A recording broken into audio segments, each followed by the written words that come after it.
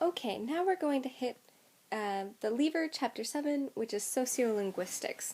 This is a fairly short topic to cover, as a lot of it has been covered in previous chapters, kind of in a little bit different of a context.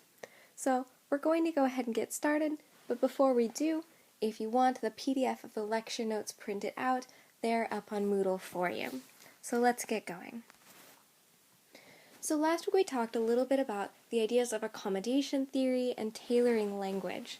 And so tailoring language is essentially how do you change your language or change how you're talking according to who you're talking to. And so you might change a number of different aspects of your language. You might change the vocabulary that you use, something that is more academic or less academic. You might change the tone of your voice. The tone of your voice, how you speak with a peer, might be different than the tone of your voice when you speak to, a child or a baby or an infant, someone that, maybe not on the same comprehension levels. How do you change the grammar that you use? So when you write your final paper, you should essentially be using high-level academic grammar, versus when you send a text message, oftentimes it's just fragments, bits and pieces, words aren't even fully spelled out. How do you change your grammar? So we've got the idea of register. And so sociolinguistics deals with kind of this relationship between social identity and the manner of speaking. And so your register, we've talked a bit about the idea that in English we need to have a more formal register for how we write, but we can still retain our casual register for how we text and how we talk. And so when you tailor your language, you're essentially changing what register you use. You're identifying who am I socially in the situation. Am I an employee? Am I a student? Am I a peer? Who am I in the situation? And then you tailor your language to fit your identity in this context. And so oftentimes when we're dealing with some of our lower proficiency L2 students, they shouldn't be expected to change their register in the same way that you or I might as being high proficiency English language speakers. But oftentimes they can't, and they don't have the skills to change their register. And so this is why when I'm teaching, especially in my lower levels, it's important to make sure that they have got a firm foundation in a more formal register. Oftentimes, they might feel out of place when they're talking with peers or going to the grocery store. People might look at them when they say, "May I please have?" instead of, "Can I have?"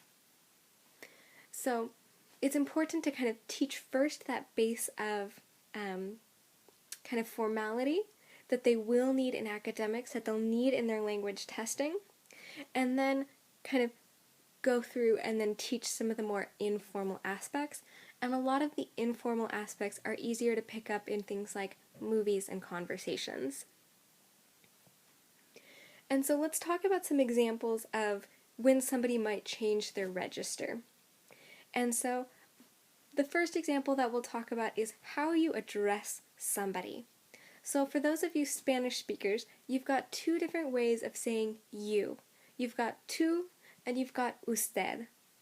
And so for somebody who is a proficient Spanish speaker, you've got a good idea of when you're supposed to use tú and when you're supposed to use usted. But whereas somebody like me, who I'm not fully proficient in Spanish, this is something that I struggle with. I struggle with the verb tense that goes with usted, and I struggle with, I know I'm supposed to talk to somebody I don't know and use usted, but when is this appropriate? When is it appropriate to use tú? And so that's kind of this example of a lower proficiency level speaker isn't oftentimes expected to know how to do all of this. And then with English speakers, how do we, define what's polite or formal when we address somebody? When you send mail to people, oftentimes using this formal kind of address or how you address that envelope can become important. When do we use these specific titles? When do you denote differences in age or seniority or social status? Something that when we were filling out our envelopes for our wedding invitations, how do you address, somebody that you're inviting where he is a doctor, she is not, so it comes off Dr. and Mrs. Smith for the idea, whereas, if we were just talking to them, it would be, Tom and Nancy. And so when do you use that formality when you're talking with somebody or when you're addressing somebody? Another way we change our register is just the grammar that we use. You might choose to say, "Would you please do this for me?" and hand somebody a task. But if it's somebody that you're really familiar with, you might, say, "How about doing it for me?" Which the grammar is extremely different here. So we've taken the formality and just taken it away, and we've changed our grammar. And then we'll also use word choice change when we're changing our register. Things like instead of saying cannot, we might use contractions and say can't. Or instead of saying I'm going to, we might use the contraction and say I'm gonna. And so when we're dealing with a higher level formality, contractions are less appropriate. When you're dealing with an academic paper, it's more appropriate to type out cannot than to type can't. Alright, how does your audience affect your register? When you're dealing with your age and the age of somebody with whom you're speaking. So the idea, if you're talking with your grandparents, you'll probably speak differently than if you're talking with a child. Your gender, how does that play a role in all of this? So the idea of... Sorry about that, I had to pause for a second. So let's go ahead and start again with gender. So how does your gender play a role in the conversations that you have? So I think it was last week or maybe the week before, we talked about the idea if the ladies in our class were to go to Egypt, we would not be able to purchase things in the marketplace. And so how a man would speak to a woman could be very different than how a man would speak to a man. So in certain cultures, the idea of if you are male or if you are female still carries a big weight on how somebody talks to you. Just because he is a man, he would then have more respect. Or just because she is a woman, she might have less respect, and so on and so forth. Ideas of social status, so if we think of probably one of the biggest examples, the broadest examples, would be the caste system in India. So depending on which caste you are a part of, would then automatically denote your social status, and how somebody would speak to people in a different caste, or if they would even engage somebody of a different caste in conversation, would then affect how they tailor their language. Genre expectations. So if you and I are having a conversation about a movie that we saw this weekend, my expectations of what kind of a formal or informal register you would use would be far different than when I read your final papers in a couple weeks. So when I read your final papers, I do expect that higher level of formality, whereas if we're just talking about, what happened last weekend, if your grammar isn't perfect, or if we use contractions, or how we interact with one another would be very different. If we talk about things like people of different educational backgrounds, so if you're speaking to somebody who has a doctoral degree in aeronautical engineering, how you tailor your language and try to sound kind of like you understand what's going on is going to be a little bit different than, again, how you tailor somebody or how you tailor your language with, a child who their educational background is maybe somewhere around 3rd or 4th grade. And again, if somebody's got a specialization in a certain area, how you tailor your language around that is also important to have an idea of how your audience affects that. And then there's the idea of your position in the relationship or in the conversation or in the point of communication that's going on. So again, if we look at, different ideas of social status, if I'm in a position of power in this relationship or in this conversation, the conversation's going to look different or sound different than if I am not in a position of power. it's going to affect the idea of the grammar that I use, the words that I choose, the, turn taking that I choose to employ, and so on. And then when we move on to turn taking, and so we talked a little bit about this already, but turn taking is essentially just the cultural rules of when it's okay to talk and when it's okay to, have different exchanges. And so areas with turn-taking rules are ideas of formal versus interpersonal, formal or interpersonal communication. So the ideas that if we are having a conversation, I talk and then you talk, I ask you a question, you answer the question.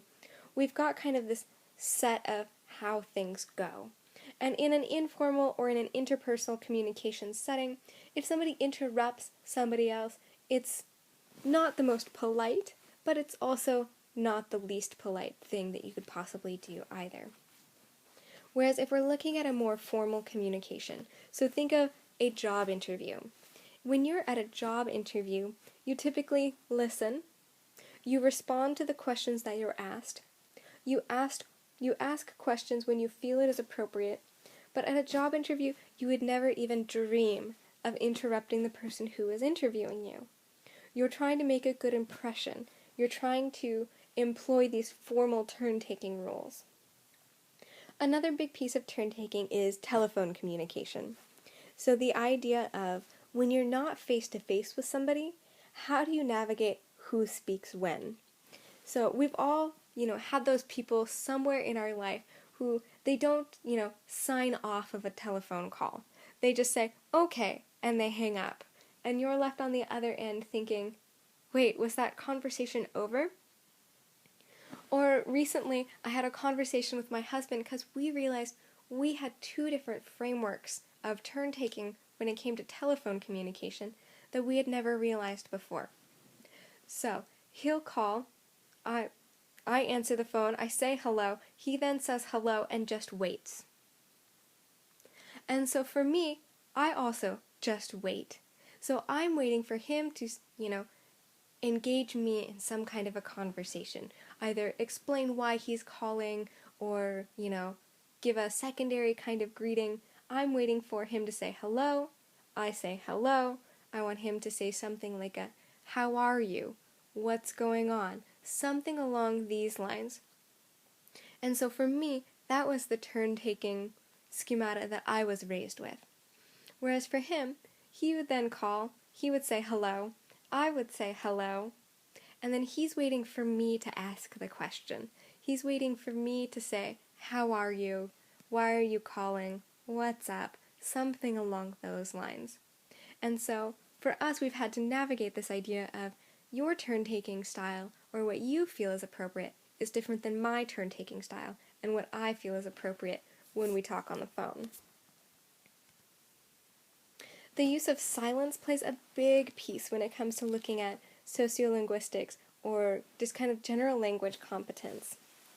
And so, when we as English speakers will use silence sometimes to show respect, maybe think of when you were a child and you were being scolded for something you did wrong. Chances are your parents expected you to be quiet and listen. Or those of you who are parents, think of a time where you have sent your child to their room or scolded them for doing something wrong. You expect them to show silence as a show of respect. You expect them not to talk back, not to interrupt. You expect them to just kind of be quiet and listen. We oftentimes use silence if we're confused or embarrassed, sometimes if we're shy, if we just don't know what to say. And so that's perfectly appropriate in kind of our settings. And then also, we use silence when there's no answer that's available or expected. If somebody asks a rhetorical question, they don't expect a response to be given back. And so it's more polite to use that silence to implore that idea that they're not expecting me to respond, so I will remain quiet, than to actually answer a rhetorical question. This was something that came up in a class of mine about a year ago. I had a student from Paraguay, and some of my other students, they were like, Rose, Rose, when I see you around campus and I say hello to you, why don't you respond to me? And so we kind of had to talk about and navigate the idea that in her culture, it was perfectly appropriate to just remain silent if somebody says, "Hi, how are you?" You would kind of visually acknowledge, and then, but the answer wasn't actually expected. It was more of a rhetorical question than an actual genuine question of somebody wanting to know, "How are you?" All right, go ahead and pause for a minute, and then we'll jump into the next chapter of Lieber.